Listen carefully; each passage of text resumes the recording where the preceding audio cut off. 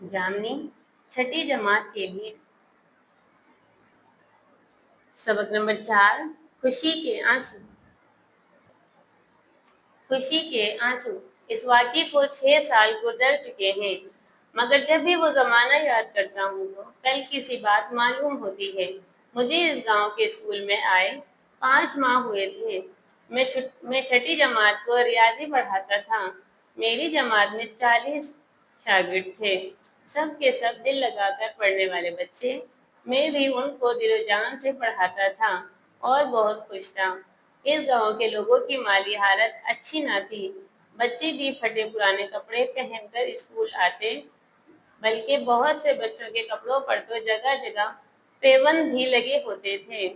میں بچوں کی حالت زار دیکھ کر دل ہی دل میں کڑتا رہتا۔ استاد اسکول کے نزدیک گلی کے نکڑ پر ایک چھوٹی سی دکان تھی۔ بچے اس دکان سے کاپیاں، پینسلیں اور ربڑ وغیرہ خریدتے تھے۔ دکاندار کا نام کیا تھا مجھے معلوم نہیں، مگر بچے اسے بابا علی کہہ کر پکارتے تھے۔ اسکول کے بچوں کو تو خاص طور پر وہ سستے داموں میں چیزیں بیچتا تھا۔ اس کی آمدنی تو ظاہر زیادہ نہ تھی، مگر پھر بھی وہ کچھ نہ کچھ کما ہی لیتا تھا۔ عید کی چھٹیاں قریب تھیں، لیکن اس تندرستی اور غریبی کے ماحول میں عید کی خوشیاں ان بچوں سے کوسوں دور تھیں۔ ایک دن میں ہمیشہ کی طرح بابا علی کی دکان کے سامنے سے گزر رہا تھا کہ اس نے آواز دے کر مجھے اپنے پاس بلایا۔ سلام اور مزاج پرسی کے بعد وہ مجھے ایک طرف لے گیا اور کہنے لگا، ماسٹر صاحب، میری دکان اگر اچھی چلتی تو میری خواہش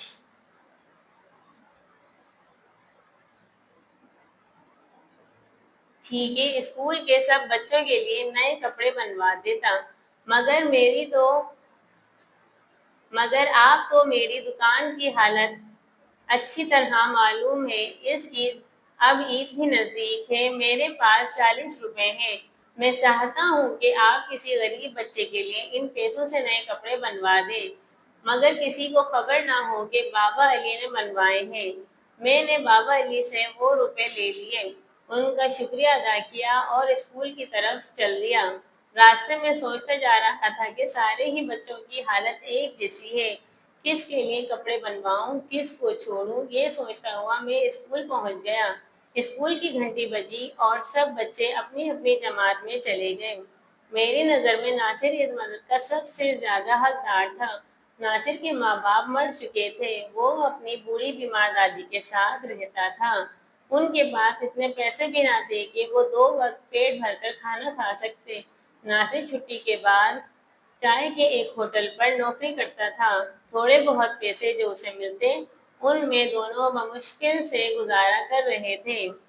ناصر کی مالی حالت کا علم اس جماعت کے ہر ایک بچے کو تھا۔ مجھے خیال آیا کیوں نہ بچوں ہی سے اس بارے میں پوچھ لیا جائے۔ جماعت میں پہنچ کر میں نے کہا، عزیز بچوں، میرے ایک دوست نے مجھے 40 روپے دیے ہیں۔ اس نے خواہش ظاہر کی ہے کہ کسی ایک بچے کے لیے عید کے کپڑے بنوا دیے جائیں۔ آپ مجھے مشورہ دیں کہ میں کس کے لیے کپڑے بنواؤں۔ اتنے میں کلاس کے مانیٹر نے ہاتھ اٹھا کر کہا، جناب، میری ایک تجویز ہے، کیوں نہ کریں اندازی کے ذریعے اس ایک خوش نصیب کا نام نکلوا لیا جائے۔ سب بچوں نے بیگ آواز اس تجویز کی حمایت کی۔ میں نے کہا، بہت اچھا، ایسا ہی کرتے ہیں۔ میں نے کاغذ کی چھوٹی چھوٹی 40 پرچیاں بنا کر مانیٹر کو دیں کہ جماعت میں تقسیم کر دے اور سب سے کہا، وہ پرچی پر اپنا نام لکھ دیں۔ مانیٹر ہر ایک بچے کو پرچی دیتا اور سرگوشی میں کچھ کہتا۔ آخر میں اس نے سب پرچیاں اپنی ٹوپی میں اکٹھا کی اور وہ ٹوپی لے کر میرے سامنے میز پر رکھ دی۔ اب یہ تو خدا ہی کو معلوم ہے کہ ان بچوں کے ننھے منھے دلوں پر کیا گزر رہی تھی۔ ناصر بھی سر جھکائے نہ جانے کن خیالات میں ڈوبا ہوا تھا۔ غالباً وہ بھی یہی سوچ رہا ہوگا کہ کاش یہ نئے کپڑے میں پہن سکوں، میری دادی مجھے دیکھ کر کس قدر خوش ہوں گی۔ جماعت میں ہر طرف خاموشی چھائی ہوئی تھی۔ میں نے ایک بچے محسن کو آواز دے کر اپنے پاس بلایا اور کہا، इस टोपी में से एक पर्ची निकालो, देखते हैं ईद पर ये कपड़े कौन पहनता है। मोहसिन ने पर्ची निकाली। पर्ची पर लिखा था नासिर। नासिर का नाम सुनकर सब बच्चों ने जोर जोर से तालियां बजाई और कमरे में मुबारक मुबारक का शोर गूंजने लगा।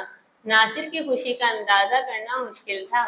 इसके होठों पर मुस्कुराहट और आंखों में आंसू चमक रहे थे। वो हाथ उठाकर सबका शुक्रिया अदा कर रहा था। इतने में तफरीह की घंटी बजी और बच्चे शोर मचाते हुए बाहर चले गए। अब कमरे में था और मेरे सामने पर्चों से भरी हुई वो टोपी मेज पर पड़ी थी। इस करे अंदाजी के नतीजे में मैं भी इतना ही खुश था जितना नासिर। बेख्याली में ना जाने कैसे मैंने उस टोपी से एक पर्ची निकाल कर देखी। इस पर भी लिखा था नासिर। मैं हैरान होकर एक के बाद एक पर्ची उठाता गया और पढ़ता गया। सब पर वही एक नाम लिखा था, नासिर। अब मैं मॉनिटर की सरगोशी का मतलब समझा। मेरी आंख में खुशी के आंसू छलकने लगे। मैंने बमुश्किल खुद को संभाला, सारी पर्चियां अपनी जेब में डाली और कमरे से निकलकर स्कूल के दफ्तर की तरफ चल दिया। मुझे आज तक किसी उस्ताद ने भी ऐसा सबक नहीं पढ़ाया था जो मैंने इन शागिर्दों से सीखा।